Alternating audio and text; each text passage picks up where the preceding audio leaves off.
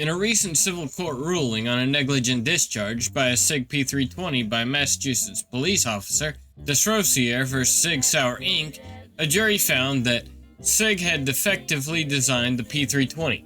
Defective design is what caused the injury. SIG knew about the defect and failed to warn about it.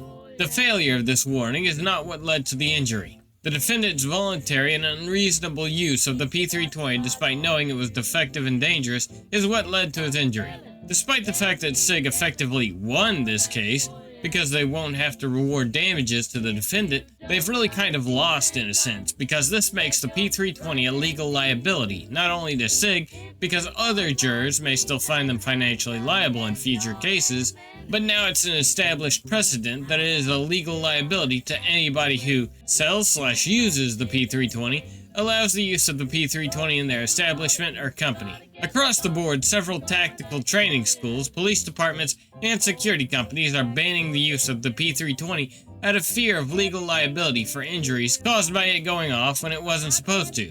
I'm sure there are already many gun stores out there who already have or are considering pulling them from the shelves out of fear of being held legally liable for selling a product they know is defective. The cascading effects of this are going to be absolutely devastating not only for SIG, but the gun industry as a whole.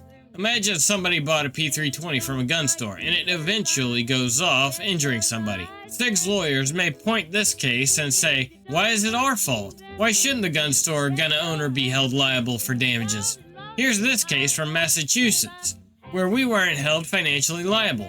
It doesn't matter if they are morally or legally correct here, because this will be decided by a jury of average Americans. Gun stores may face financial devastation and bankruptcy from lawsuits. Another scenario, which is now entirely realistic, is that you own a P320 and decide to use it as a nightstand gun in case of a break-in. You load it up, put it in a box, and put it away in the drawer of your nightstand. During the night, let's say you bump the nightstand and somehow the gun goes off, and the bullet goes through the lockbox, through the nightstand, through the wall, and it hurts somebody. The precedent can now be cited in a court case to argue that you are actually the one who is legally, financially liable for the injury, and maybe even criminally liable depending on how much of a hard-ass of a prosecutor you got.